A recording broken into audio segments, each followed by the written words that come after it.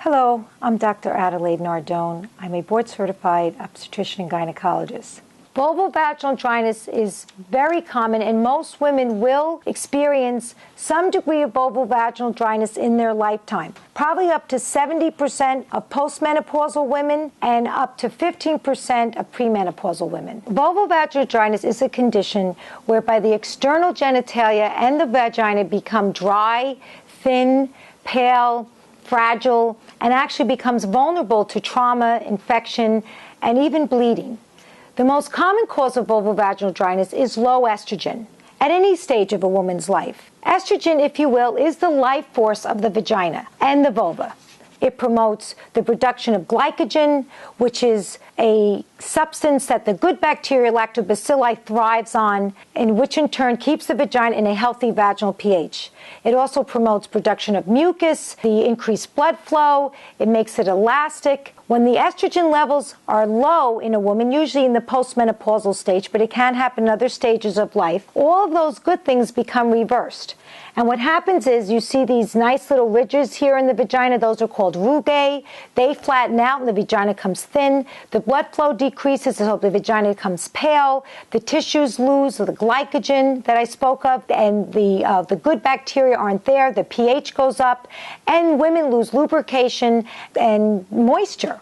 The same with the vulva. The vulva has estrogen receptors as well. And the estrogen of the vulva keeps the skin, like skin in your body, it keeps it very healthy. It increases collagen in the skin, subcutaneous fat. And when the estrogen levels are low, these qualities are diminished, so women notice that there's thinning of the tissues, hair loss, and just very vulnerable. The tissue becomes very fragile. The symptoms of vulvovaginal dryness, and which eventually with long-term low estrogen can lead to atrophy, are varied. But some women present to me just with vaginal itching, or they notice that they're very dry or don't lubricate during sex. And this has a tremendous impact on female sexual function. In fact, the leading cause for female arousal disorder is vaginal atrophy, and it can impact one's self-image, one's self-esteem, and overall quality of life. But vulvovaginal dryness doesn't just affect older women. 15% of premenopausal or reproductive age women also suffer with vulvovaginal dryness. The important thing is that women address this problem. Over 60% of women are afraid to address it, and many providers fail to address it as well. I've had patients come in, and until someone asks, I say, how are you doing? How's your relationship? Are you sexually active? And one patient recently said to me, oh, doc, I am dry as sand down there, which really says it all. Vulvovaginal dryness can make women feel old. What are other causes for vulvovaginal dryness? It isn't just menopause. Women can have low estrogen at various stages of their life. They can be breastfeeding. They can just had a baby where all the hormones have gone way down after being pregnant. They could be on anti-breast cancer medications that are anti-estrogens. They can have be on chemotherapy. They can have been exposed to pelvic radiation for pelvic cancers. Certain medications can cause dryness. Even non-specific antihistamines. There's some birth control pills that are only progestin pills or progestin birth control, and they don't have estrogen.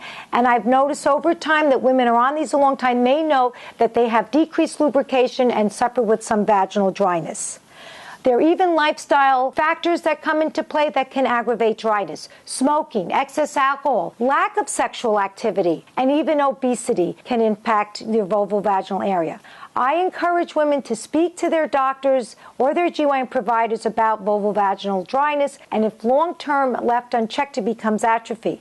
There are numerous remedies for this. We have over-the-counter lubricants that can aid women during sexual activity and help with lubrication. There's also moisturizers that they can use externally, and then there's also a number of localized estrogen therapies which work very effectively, because if you're lacking estrogen and you give it back locally in that area, it works wonders to restore vulvovaginal health. And these come in many, many forms. We have rings and creams and tablets. So please, this is not a condition that women should suffer in silence. There's terrific remedies out there to improve your overall quality of life.